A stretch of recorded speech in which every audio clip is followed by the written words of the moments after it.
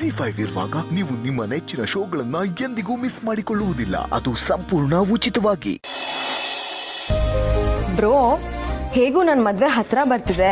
ಇನ್ಮೇಲೆ ಪ್ರತಿದಿನ ನೀನೇ ನಂಗೆ ಅಡುಗೆ ಮಾಡಕ್ಕೆ ಹೇಳ್ಕೊಡ್ಬೇಕು ಆಯ್ತಾ? ಇಷ್ಟು ಚೆನ್ನಾಗಿ ಅಡುಗೆ ಮಾಡ್ತೀಯಾ ಅಂದಮೇಲೆ ನೀನು ನನಗೆ ಹೇಳ್ಕೊಟ್ರೆ ನಾ ಮನೆಗೆ ಹೋಗಿ ಸಕ್ಕತ್ತಾಗಿ ಅಡುಗೆ ಮಾಡ್ತೀನಿ. ಏನ ನಾನು ನಿನಗೆ ಅಡುಗೆ ಮಾಡೋದು ಹೇಳ್ಕೊಡ್ಬೇಕಾ? ಅಯ್ಯೋ ದೇವ್ರೆ, ಇವತ್ತು ಒಂದಿನ ಅಡುಗೆ ಮಾಡಿ ನನಗೆ ಸುಸ್ತಾಗೋಯ್ತು.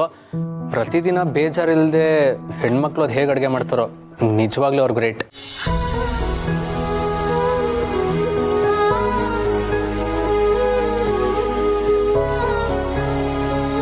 ಈಗಲಾದರೂ ಗೊತ್ತಾಯ್ತಾ? ಮನೆಯಿಂದ ಆಚೆ ಹೋಗಿ ದುಡಿಯೋರಿಗೆ ವಾರದಲ್ಲಿ ಒಂದಿನನಾದರೂ ರಜೆ ಇರುತ್ತೆ. ಆದರೆ ಮನೇಲಿ ಅಡುಗೆ ಮಾಡೋ ಹೆಂಗಸರಿಗೆ ರಜೆನೇ ಇರಲ್ಲ.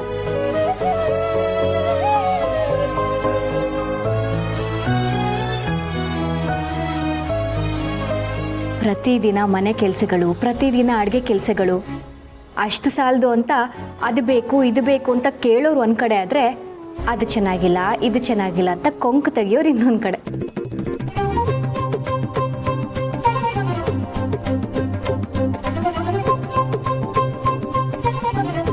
ನಿನ್ನ ಮಾತು ನಿಜ ಪೂರ್ಣಿ. ಒಂದು ಮನೆಯನ್ನು ನಿಭಾಯಿಸೋದು ಕಮ್ಮಿ ಕೆಲಸ ಏನೂ ಅಲ್ಲ. ಅದು ಒಂದು ಹೆಣ್ಣಿಂದ ಮಾತ್ರ ಸಾಧ್ಯ.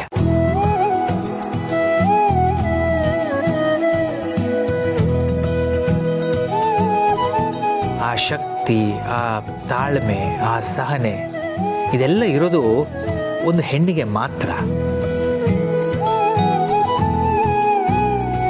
ಅದಕ್ಕೆ ಅಭಿ ಒಂದೇ ದಿನಕ್ಕೆ ಸುಸ್ತಾಗೋಗಿದ್ದಾನೆ. ನಮ್ಮನೆ ಹೆಣ್ಮಕ್ಳು ಎಷ್ಟೇ ಸುಸ್ತಾದರೂ ಎಷ್ಟೇ ಬೇಜಾರಾದರೂ ನಗ್ನಗ್ತಾ ಅಡುಗೆ ಮಾಡ್ತಾರೆ, ನಗ್ನಗ್ತಾ ಬಡಿಸ್ತಾರೆ. ಅದಕ್ಕೆ ಅನಿಸುತ್ತೆ ಹೆಣ್ಮಕ್ಳನ್ನ ಅನ್ನಪೂರ್ಣೇಶ್ವರಿ ಅನ್ನೋದು.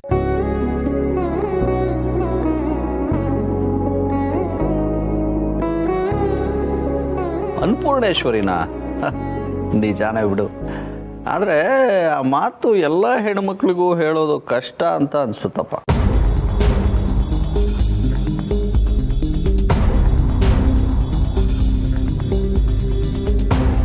ಯಾಕೆ ನನಗೆ ಅಡುಗೆ ಬರಲ್ಲ ಅಂತ ಹೀಗೆ ಹೇಳ್ತಿದ್ದೀರಾ? ನಾನು ತುಂಬ ಚೆನ್ನಾಗಿ ಅಡುಗೆ ಮಾಡ್ತೀನಿ. ಆದರೆ ಭಾವ ಆಗಲಿ, ಮಕ್ಕಳಾಗಲಿ, ತುಳಸಿ ಅವರಾಗಲಿ ನನ್ನನ್ನು ಅಡುಗೆ ಮನೆ ಕಡೆ ಬರೋಕ್ಕೂ ಬಿಡಲ್ಲ. ಇವತ್ತಿಗೂ ಎಲ್ಲರೂ ನನ್ನನ್ನು ರಾಣಿ ಹಾಗೆ ನೋಡ್ಕೋತಿದ್ದಾರೆ.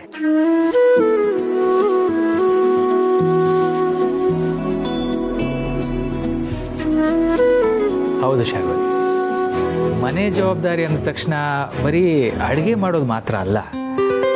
ಮಕ್ಕಳನ್ನ ನೋಡ್ಕೊಳ್ಳೋದಾಗಲಿ, ಮನೆಗೋಸ್ಕರ ಮನೆಯಿಂದ ಹೊರಗಡೆ ಹೋಗಿ ದುಡಿಯೋದಾಗಲಿ, ನೀನು ಎಲ್ಲದರಲ್ಲೂ ಕಷ್ಟಪಟ್ಟು ಈ ಮನೆಯನ್ನು ಸಂಭಾಳಿಸಿದ್ಯಾ.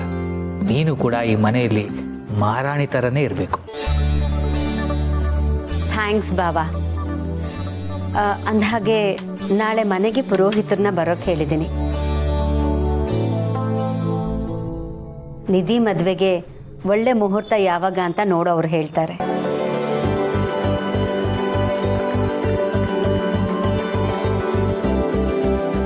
ಏನ ನಾಳೆ ಬರೋಕ್ಕೆ ಹೇಳಿದ್ಯಾ? ಯಾರನ್ನು ಕೇಳಿ ಬರೋಕ್ಕೆ ಹೇಳಿದೆ? ನಾಳೆ ಕಂಪ್ನಿ ರಿಜಿಸ್ಟ್ರೇಷನ್ ಇದೆ, ಆ ವಿಷಯ ನಿನಗೆ ಗೊತ್ತಿಲ್ವಾ?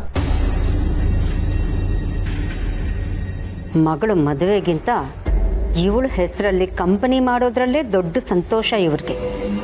ಹೋಗ್ಲಿ ಬಿಡಿ, ನಾನು ನಾಡಿದ್ದು ಬರೋಕ್ಕೆ ಹೇಳ್ತೀನಿ. ಸರಿ ಸರಿ, ಖಾರ ಬದ್ದು ಕೇಸರಿ ಬತ್ತಲ್ಲಿ ಆರೋಗುತ್ತೆ.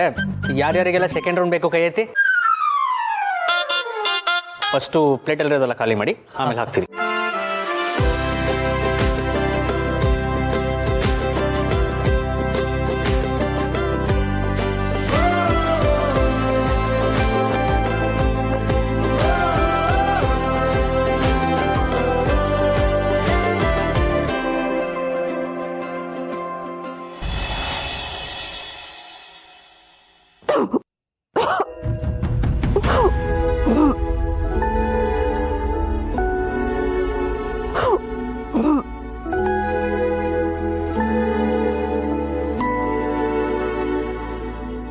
ಅಭಿ ಅಡುಗೆ ಚೆನ್ನಾಗಿ ಮಾಡಿದ್ದ ಅಂತ ಜಾಸ್ತಿ ತಿನ್ಬಿಟ್ಟೆ. ಆ ಅಡುಗೆ ಅಷ್ಟು ಚೆನ್ನಾಗಿರೋದ್ರ ಹಿಂದೆ ಯಾರ ಕೈವಾಡ ಇದೆ ಅನ್ನೋದು ನನಗೆ ಚೆನ್ನಾಗಿ ಗೊತ್ತು. ಇಲ್ಲಪ್ಪ, ನಾನೇನು ಮಾಡಲಿಲ್ಲ, ಎಲ್ಲ ಅವನೇ ಮಾಡಿದ್ದು. ಓಹೋ, ಹೌದಾ? ನಾನು ನೀವು ಅಡುಗೆ ಮನೆಗೆ ಹೋಗೋದನ್ನು ನೋಡಿದೆ. ಅಮ್ಮ ಮಗ ಇಬ್ಬರು ಸೇರಿ ಅಡುಗೆ ಮಾಡುವಾಗ ನಾನು ಯಾಕೆ ಡಿಸ್ಟರ್ಬ್ ಮಾಡಬೇಕು ಅಂತ ಸುಮ್ಮನೆ ಅದಷ್ಟೆ.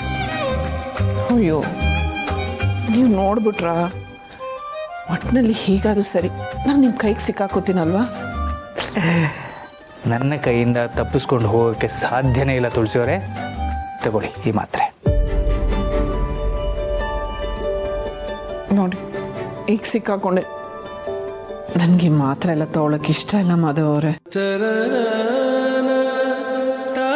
ಜೀವನದಲ್ಲಿ ಇಷ್ಟಪಟ್ಟಿದ್ದನ್ನು ಮಾತ್ರ ಮಾಡೋಕ್ಕಾಗುತ್ತಾ ತುಳಸಿಯವರೇ?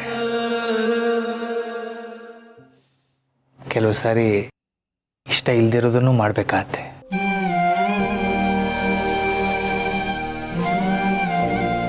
ಹೌದಲ್ವಾ? ಕೆಲವು ಸಲ ಇಷ್ಟ ಇಲ್ದಿರೋದನ್ನು ಮಾಡಬೇಕಾಗತ್ತೆ.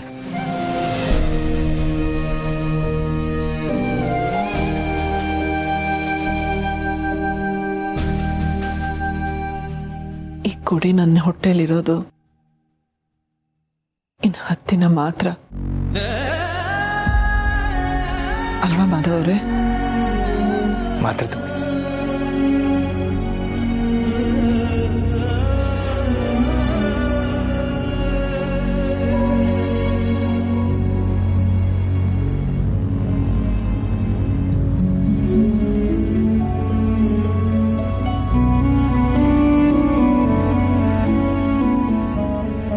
ಮಲ್ಕೊ. ನನಗೆ ನಿದ್ದೆ ಬರ್ತಾ ಇಲ್ಲ.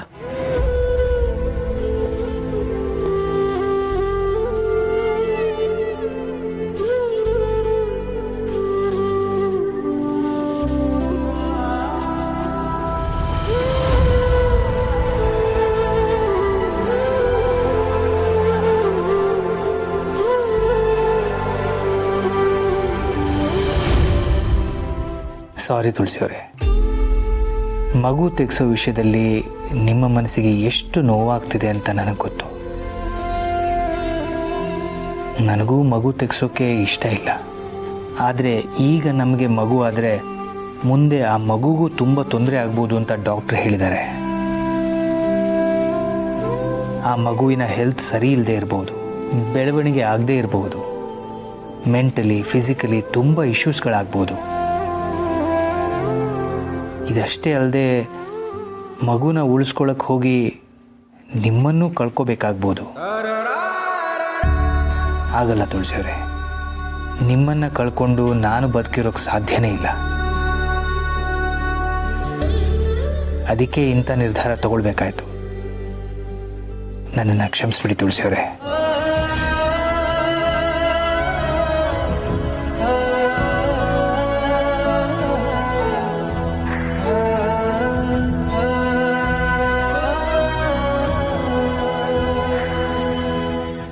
ZEE5 ಆಪ್ ಡೌನ್ಲೋಡ್ ಮಾಡಿ ಎಲ್ಲಾ ಸಂಚಿಕೆಗಳನ್ನು ಸಂಪೂರ್ಣ ಉಚಿತವಾಗಿ ನೋಡಿ.